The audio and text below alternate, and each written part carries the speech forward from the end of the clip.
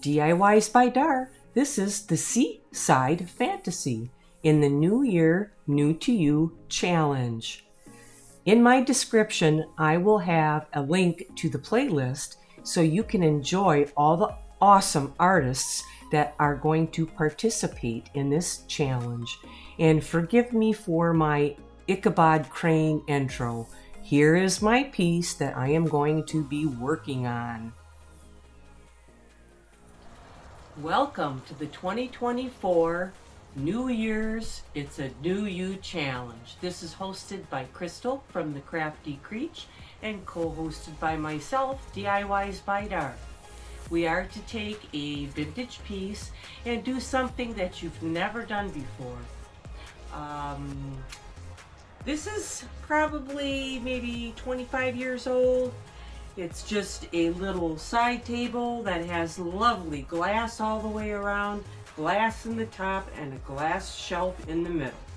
I have taken the door off, I have cleaned it up, and the last thing I'm going to do, I'm going to hit it with some 220 just to scuff it up a bit because I am going to paint this piece. And I'm going to try something that I've never tried before. So let's get to it.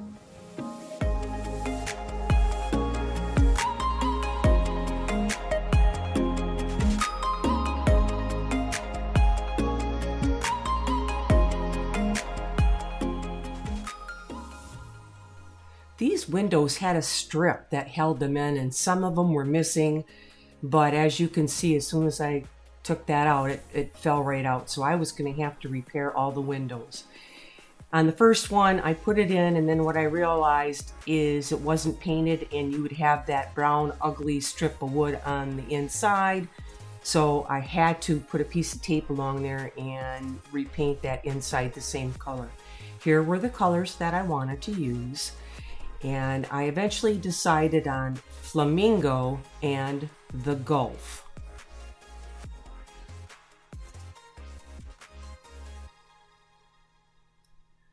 I went ahead and put 2 coats of gray boss all over the inside and outside of the entire piece. This had some ugly ridges down each side, and I wanted to embellish that, so I needed to fill all these, and I actually used up the rest of my Dixie Bell brown mud. It did take 3 coats before I finally did get that to a nice smooth finish.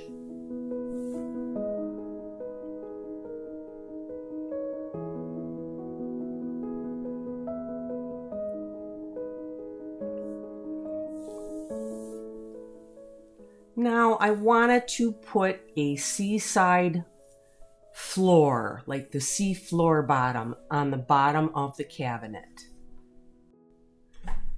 I used my iPad and found a picture of a seaside floor that I really liked and just penciled it in, and I used 2 colors. I used drop cloth and pine cone, some chalk paint from Dixie Bell, and I didn't even clean my brush out in between the colors because this was going to be a blend that needed to really look like the bottom of the seafloor with little hills of sand, which you get with the gentle motion of the water just kind of peaking them up at the top.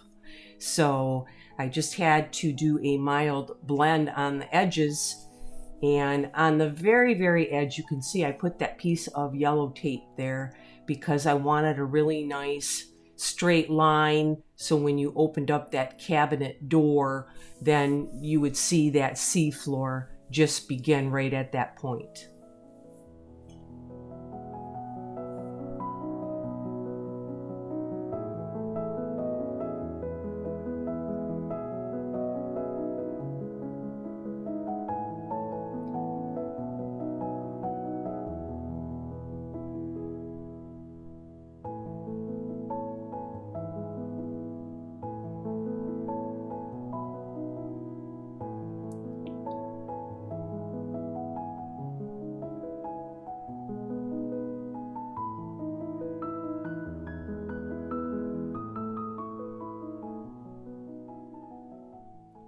Now for my favorite tool that I really like to use.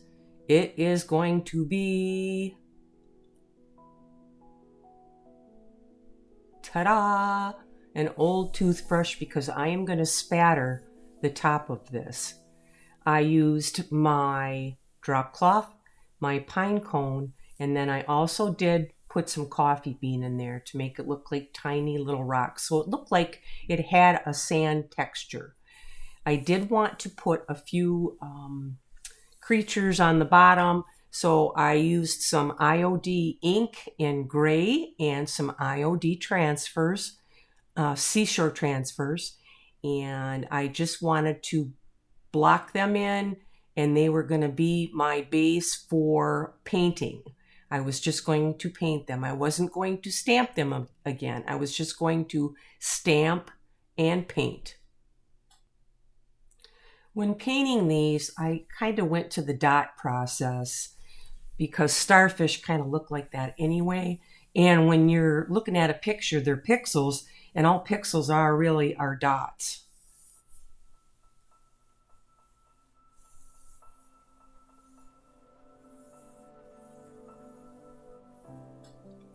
There we have it.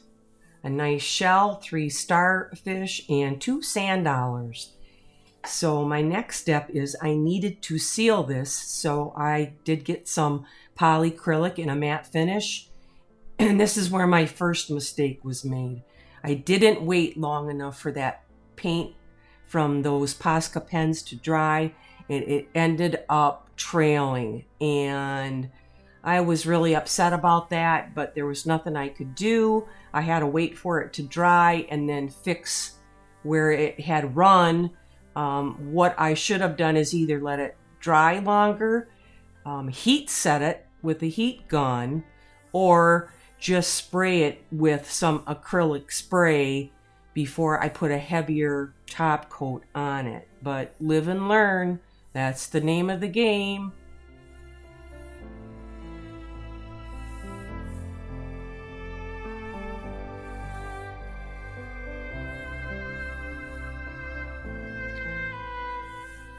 This time after painting, I sprayed it with the matte sealer before I completed finishing it, and I didn't have a problem after that.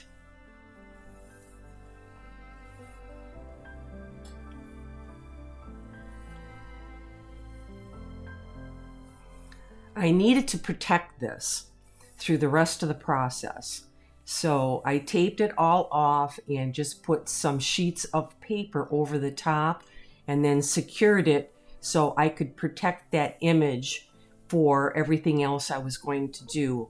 Here is my piece. It has its 2 coats of primer on, and I am going to get ready to put the paint on, and you can see that corner how I had to tape that out because the brown was showing from that back wood because I put the glass in too fast.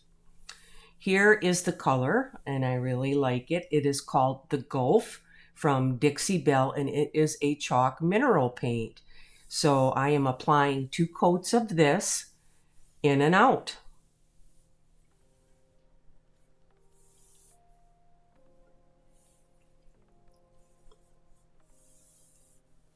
I thought while I had the glass off, I'm going to go ahead and put 2 coats of polyacrylic matte on the inside for protection while I have the glass out.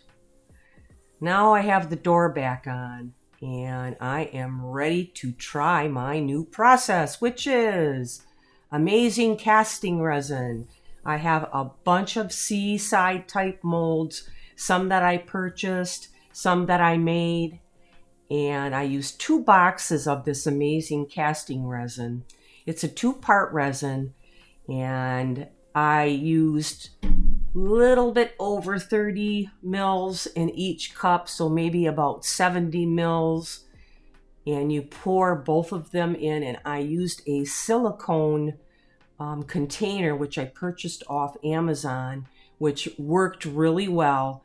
Because if you cannot pour all that, and I would say 2 of those cups mixed together That's about all the time you're going to get before that starts to set up, unless you have a really big mold. Okay, here I'm stirring it. You're going to see it get cloudy. And I left this on real time so you can see how long this takes. I am waiting for this to turn to clear. So once that is clear, then I can begin to pour in my molds.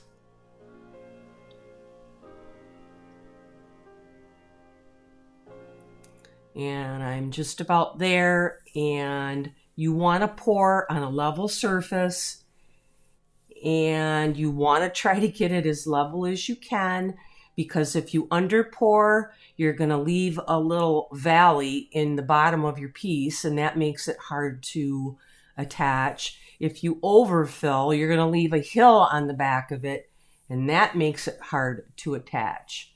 If you're not level, they're going to run into each other. Or if you overfill and it's not level, they'll run into each other, and then you're going to have to cut that off with a X-Acto knife or whatever you have that sharp to get that outside edge off. There's that nice little silicone cup. Once that's dry inside, if you haven't poured it all, it'll just get hard, and you can just pull it out of there and throw it away and reuse your cup. And it takes about 10 minutes, and they're going to get hard, and they get hard. And they're pretty easy to get out of the mold once they're dry or set up, and you could just pop them out. And I would suggest once you have them out, put them on a flat surface. If they're still a little pliable, then they'll lay flat. Now here is one where I had a little bit of a problem.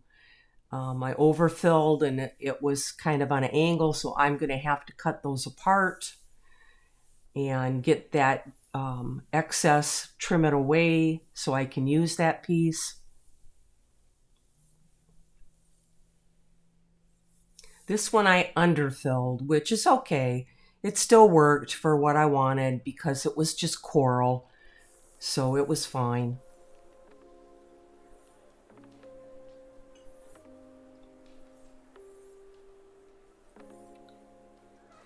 When you get used to what these molds feel like, you can take and bend them, which I had to do kind of around the corners on that cabinet. You have to get it right at the right point where you can handle it, and not really hard where you can't bend it. And then you have to bend it around and keep playing with it a bit to get it around. Now, tight bond, quick and thick. Make sure you put a nice layer on the back of your piece. Don't put it too heavy.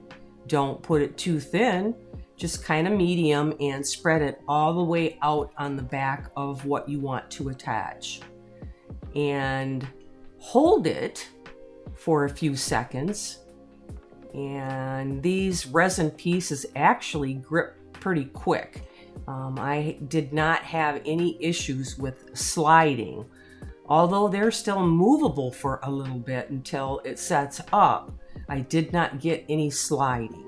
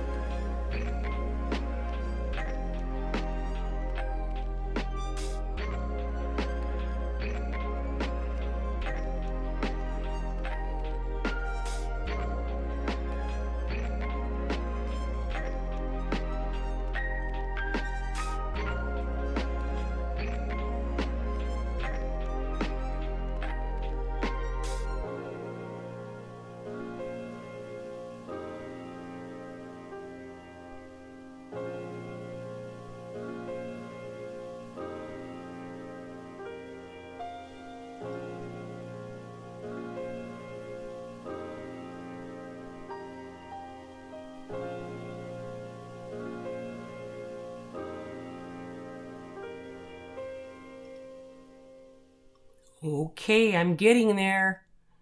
I did put molds all along the bottom, all the way around. I'm calculating that I probably made over 300 molds.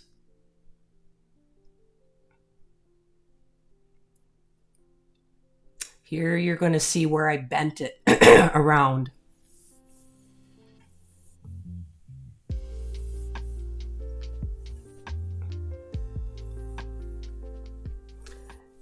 Now, if you get a problem, like you can see that plant life, I really have a mess going around it. Now, I don't want to waste that. So I'm going to have to cut that out all the way around and kind of do it like you're whittling, I think is the easiest. Just take it like you're going to whittle the piece off and shave it off until you can get it the form that you want. And you can see, oh, somebody's got a little blood spot on the end of their thumb. And I did sustain 2 injuries while doing this. This one wasn't too bad, can live with it. The other one was bad. Now, I have all of my molds attached, and I am ready for the next step, which is going to be basing in all of the colors. I'm going to go ahead and take the color Flamingo and base all the coral with that color. And then I'm going to take the color Drop Cloth and base all of my shells and my wildlife.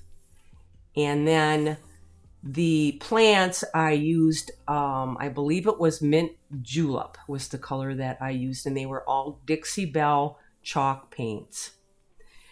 I took some Best Darn Wax in brown, and I wanted to bring up all the little crooks and crannies to give each piece some depth.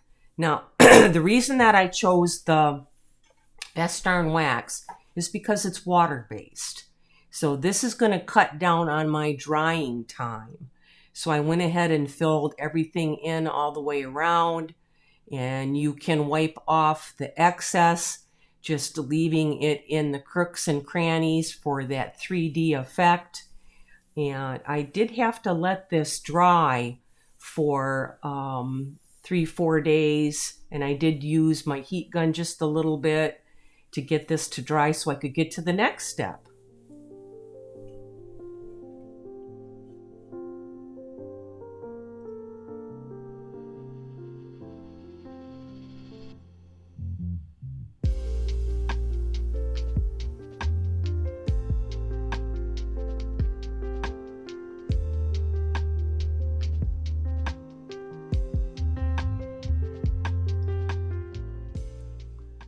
I used Anastasia color in a gilding wax from Dixie Bell. Now this is a petroleum-based product, so this is going to take a while to dry and cure. I had to kind of leave it for a good week, and I did hit it with the heat gun a little bit to help it along the way.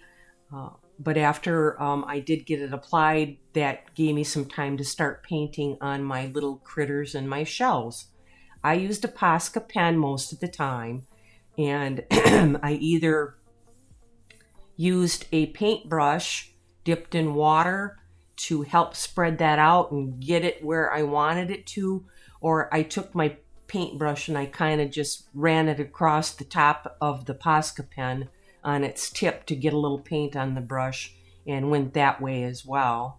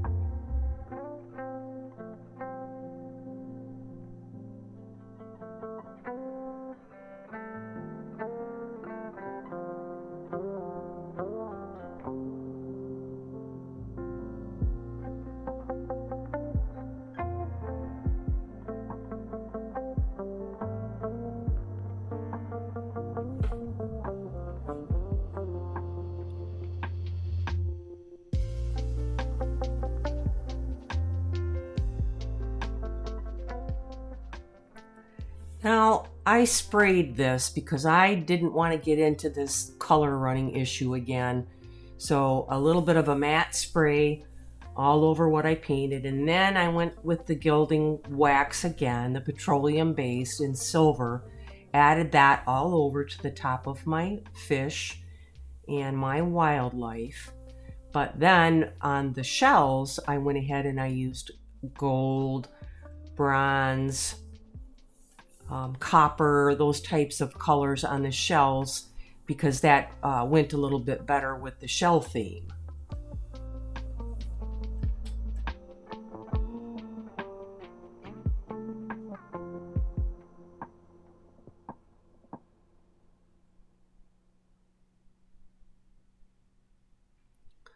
All right, I had to wait a week before I could spray this again because I wanted to put the last step being a pearlescent glaze from Dixie Bell. So I did put probably 2 coats all along the bottom and along my creatures, and I put 4 coats on the top and around where there were not any embellishments, and it really gave it a cool shimmer.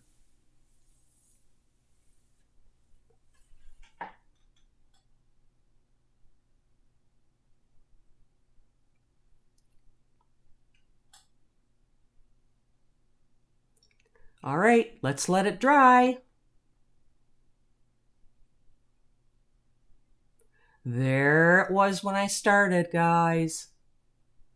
Here it is now. Jump!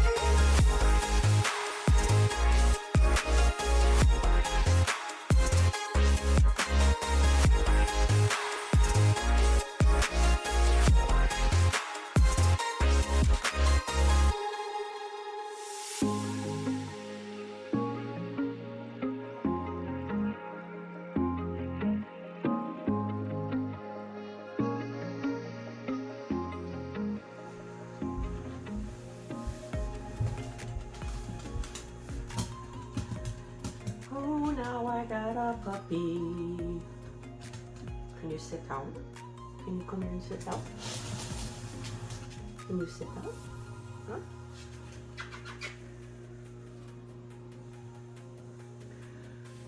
Okay, this project is complete, and this was the inspiration for my project.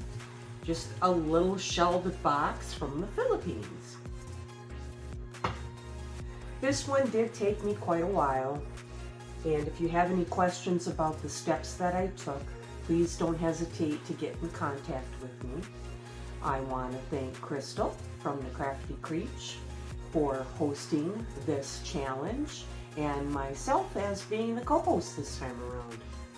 So the amount of time that I have into this piece, I will never get my money out of it. So what I'm going to do is donate it to our local county medical care facility and put it in their day room, where usually they go every day and then they have their meals, and that's where visitors come to visit them. So maybe they can enjoy it, or if they bring little kids with them, the little kids can take a look at everything on there, and definitely would never be able to pull anything off of it. They'd probably have to take a screwdriver. So until the next one, thanks for watching.